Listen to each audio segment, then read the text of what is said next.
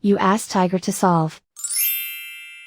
This deals with linear equations with one unknown. The final result is x equals 4. Let's solve it step by step. Group all constants on the right side of the equation. Add 11 to both sides. Simplify the arithmetic.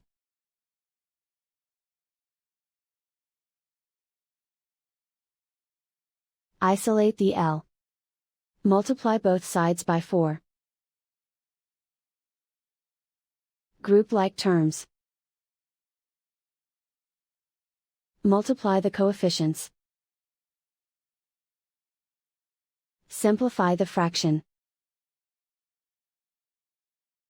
Remove the ones.